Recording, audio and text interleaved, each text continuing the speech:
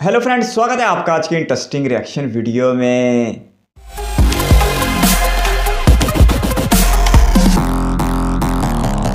भारत एक ऐसा देश है जहाँ पर नदियों को पूजा जाता है। इनफैक्ट हमारी हिस्ट्री हम हमारी नदियों में से देख सकते हैं, लेकिन इसके बावजूद देश के अंदर ज्यादातर जो नदियाँ शहरों में से बहती है वो नालों में तब्दील हो चुकी है। चाहे वो दिल्ली की यमुना हो या मुंबई की मीठी रिवर, ये इनका प्रमुख उदाहरण है। लेकिन इन सारी नदियों के बीच में एक ऐसा प्रोजेक्ट नजर आया है जो कि वर्ल्ड क्लास स्टैंडर्ड्स पर नदियों को इंप्रूव करने में सक्सेसफुल रहा है। हमारे देश के शहरों को हम एम्स्टर्डम जैसे कम पॉपुलेशन वाले एरियाज या फिर न्यू जर्सी जैसे well planned and developed area से कंपेयर नहीं कर सकते। भारत की डेंसिटी बहुत ज्यादा है और वो प्लान्स यहाँ पर अप्लाई नहीं हो सकते। लेकिन इसके बावजूद साबरमती रिवर जो अहमदाबाद में से बहती है, इसका ट्रांसफॉर्मेशन पिछले 10 सालों में इतने बड़े रूप में हुआ है कि 1930s एंड 1940s से हुआ जो भी बुरा काम था इस नदी में वो रिवर्स हो गया है। और आज ये ना सिर्फ एक टूरिस्ट डेस्टिनेशन है, लेकिन एक एग्जाम्पल है कि किस तरीके से अर्बन रिवर्स को बचाया जा सकता है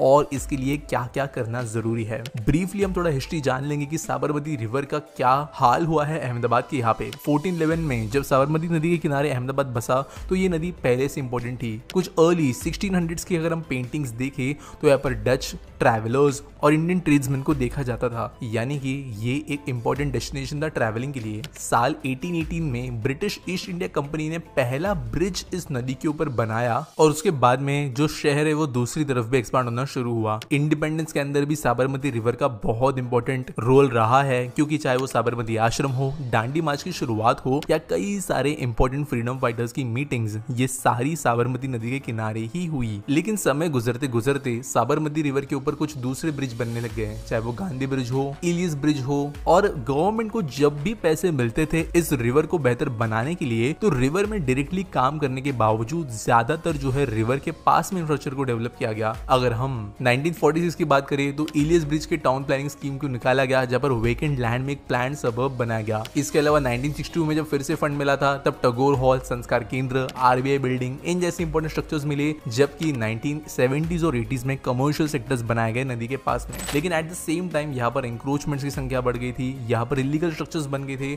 और नदी नाले में तब्दील हो चुकी थी। और इस चीज के बारे में लोगों को पता था। 1961 से ही बर्नार्ड कॉन जो एक फ्रेंच आर्किटेक्ट थे, इन्होंने इसके बारे में प्रपोजल दिया था कि साबरमती नदी के किनारे एक अच्छा रिवर फ्रंट बन सकता है। और कई intellectual Indian architects and engineers के साथ में मिलकर इस प्रपोजल को हमारे प्राइम मिनिस्टर के सामने भी दिया गया था। मोरारजी देसाई का सपोर्ट भी इसको था, लेकिन यह हमेशा प्रपोजल ही रहा। 1962 में जब नेहरू ब्रिज बना उस समय पर भी ये प्रपोजल आया था, लेकिन उस बार भी कुछ हो नहीं पाया। 1973 में साबरमती में एक भयंकर फ्लड आई, जिसके बाद में रिवर फ्रंट बनने के चांसेस पानी में मिल गए। लेकिन इसके बाद भी 1976 में दोबारा रिवर फ्रंट डेवलपमेंट को प्रपोज किया गया और कई इंडियन आर्किटेक्ट्स एंड इंजीनियर्स फिर से इसमें शामिल थे। लेकिन इसको निपटने के लिए साल 1992 में नेशनल रिवर कंजर्वेशन प्लान के अंतर्गत 100 करोड़ रुपीस साबरमती के लिए आवंटित किए गए, जहां साबरमती रिवर के लिए पंपिंग स्टेशन और सीवेज ट्रीटमेंट प्लान को कंस्ट्रक्ट किया गया। और जब ये चीजें थोड़ा बहुत काम करने लग गई, तब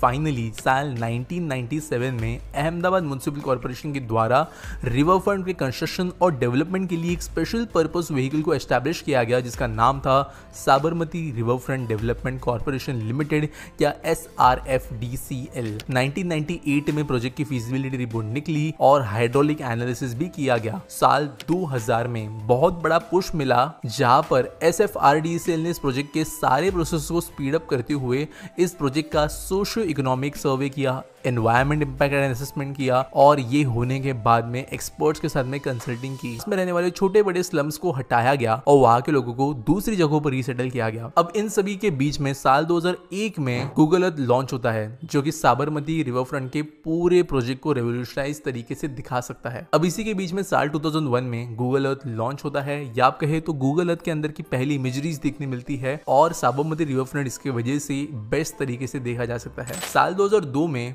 प्रोजेक्ट का पूरा रीडेवलपमेंट प्लान रिलीज किया गया और अगले साल 2003 में प्रोजेक्ट के भूमि पूजन के साथ में शुरुआत की गई। 2004 में रिवर फ्रंट को एम्बैंकमेंट्स का काम किया गया। बेसिकली जो ग्राउंड्स है उनको रेज किया गया ताकि एक प्रॉपर अलाइनमेंट बन पाए और साबरमती रिवर के एम्बैंकमेंट्स को इसके तरीके से बनाया गया। 2005 में इस प्रोजेक्ट का बेस स्ट्रक्चर बनाया गया और उसकी शुरुआत की गई। साल 2006 में अंबेडकर ब्रिज का कंस्ट्रक्शन पूरा किया गया। काइट फेस्टिवल को भी शुरू किया गया जो कि एक पहला इवेंट था साबरमती रिवर फ्रंट के लिए मॉडर्न टाइम्स में। 2007 में ग्राउंड फिलिंग और डायफ्राम वॉल बनाने का काम किया जाता है और फेज 1 के एम्बैंकमेंट्स के बनाने का काम लगभग कंप्लीट किया जाता है। इसी समय एक ट्रंक सीवेज लाइन को भी कंस्ट्रक्शन किया जाता है। एक इंटरसेप्टर सीवेज लाइन बनाई जाती है जो कि अनट्रीटेड सीवेज को डाइवर्ट करती है नदी में घुसने से और सीवेज ट्रीटमेंट प्लांट की तरफ ले जाती है और डायरेक्टली साबरमती में सीवेज का पानी जाना इसके वजह से बंद हो गया। साल 2009 में प्रोजेक्ट के बेस स्ट्रक्चर का कंस्ट्रक्शन खत्म हो गया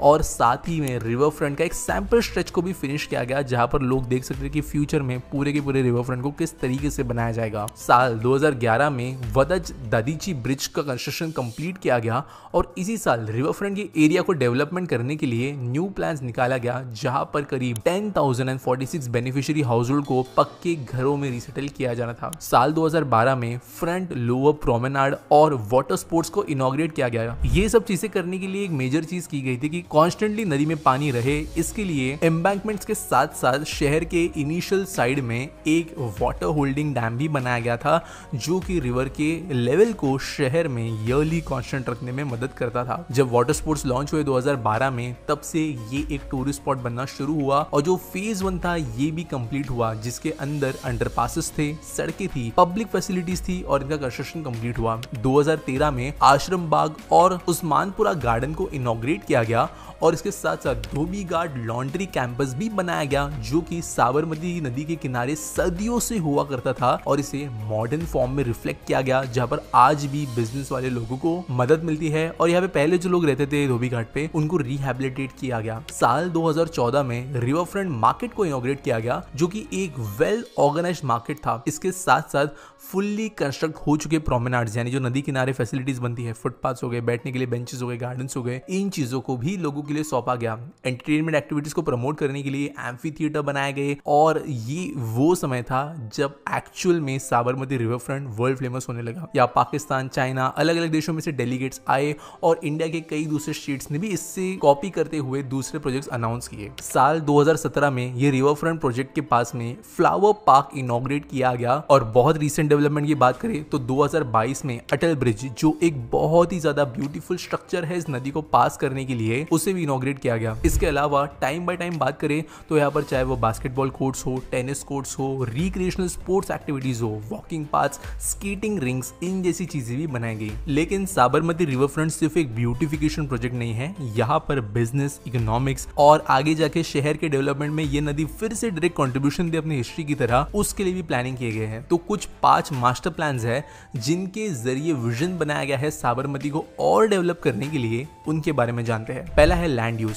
इस प्रोजेक्ट का बहुत बड़ा लैंड रिक्लेम किया गया है ताकि एक बड़ा प्लांट रीजन बनाया जा सके और चीजें यहाँ पर एलोकेट की जा रही है। जैसे मैंने पहले कहा, स्पोर्ट्स फैसिलिटीज, स्ट्रीट्स, प्रोमेनाड्स, इन चीजों का कंस्ट्रक्शन किया जा रहा है। दूसरा जो मास्टर प्लान का हिस्सा है वो है स्ट्रीट नेटवर्क, क्योंकि चीजें प्लान तरीके से बनती है तो ऑब्वियसली स्ट्रीट नेटवर्क यहाँ पे सही से होना है और अकॉर्डिंगली जमीन को रिक्लेम करते हुए हैंडल किया जा रहा है। तीसरा है लैंड क्रिएशन। प्लान के अनुसार लैंड एलोकेट किए जाने पर इसे पीपल सेंट्रिक होना जरूरी है, यानी पब्लिक फैसिलिटीज यहाँ पर ज्यादा बने। रिवर जो एक जमाने में शहर के संकट का कारण थी, आज वो शहर का एसेट इसकी वजह से बन गई है। चौथा है डेवलपमेंट साइड। इस प्लान से SFRDCL खुद को सेल्फ फाइनेंस करना चाहती है, यानी इतना इनकम जनरेट करना चाहती है कि जो रिवर फ्रंट के लिए जो खर्च आ रहे हैं उसे वो मेंटेन कर पाए और इसके लिए प्राइवेट ऑर्गेनाइजेशंस को बिजनेस के लिए लैंड सेल वो करेगी और बाद में मिले हुए ह्यूज अमाउंट के साथ में रिवर फ्रंट का मैनेजमेंट करेगी। पांचवा है जनरल एक्टिविटीज। इस प्लान के अनुसार पब्लिक फैसिलिटीज हो, चाहे toilets, washroom, classroom, cultural institution, festivals, activities cater करने का काम यहाँ पर होगा। फिलहाल फेज 1 के कंस्ट्रक्शन में 5 मास्टर प्लान्स को कामयाबी के साथ में एग्जीक्यूट किया गया है, जबकि फेज 2 में काम शुरू कर दिया गया है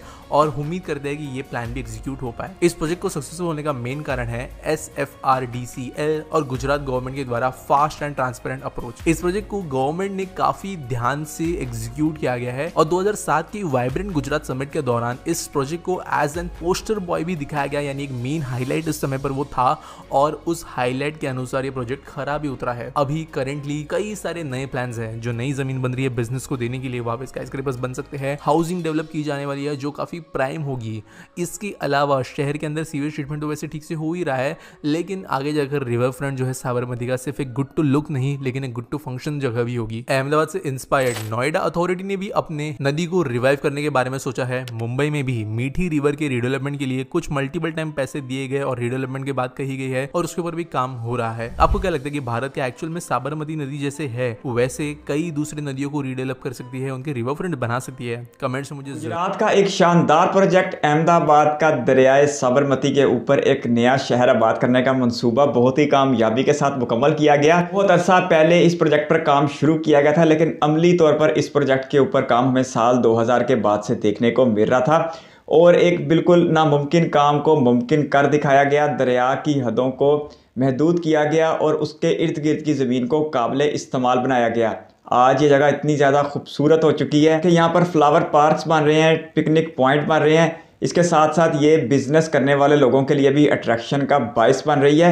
और कभी ये जगह कचरे का ढेर हुआ करती थी, लेकिन गुजरात गवर्नमेंट की मेहनत की वजह से ये सब मुमकिन हो पाया और एक प्रोजेक्ट मुकम्मल कर लिया गया और उस प्रोजेक्ट को मिसाल बना दिया गया बाकी शहरों के लिए भी और बाकी दरियाओं के लिए भी। अगर अर्बन रिवर्स की बात की जाए तो सबसे बड़ा मसला अर्बन रिवर्स को गंदगी से मुतल्लिक ही पेश आता था और पाकिस्तान के शहर लाहौर से गुजरने वाले दरियाए रावी में आपको सवाए दरिया के सब कुछ नज़र आएगा, यानी वहाँ पर खैमा बस्तियाँ भी नज़र आएंगी, वहाँ पर गंदगी भी नज़र आएगी, भैंसें भी नज़र आएंगी। अगर नहीं नज़र आएगा तो दरियाए रावी का वो हुस्न जो कभी हुआ करता था। बड़े शहरों के दरमियान से गुजरने वाले दरियाओं को ये मसाइल रहे हैं, लेकिन जिस तरह साबरमती रिवर को बदल दिया गया है, अब बहुत से शहरों को इससे सबक सीखना चाहिए और इस तरक्की को मिसाल बनाना चाहिए। और वीडियो में कह रहे थे कि नोएडा में भी अब ऐसा देखने को मिल रहा है और मुंबई में भी अब ऐसा देखने को मिल रहा है कि उनके दरियाओं को भी आबाद किया जाएगा और उनके दरियाओं के किनारों को कचरे से हटाकर सफाई में बदल दिया जाएगा। तो बहुत ही शानदार कामयाबी समेटी है गुजरात गवर्नमेंट ने। अब ये दरिया का किनारा ना सिर्फ अहमदाबाद वालों के लिए बल्कि भारत वालों के लिए भी एक सियाहती मकाम बन के सामने आएगा।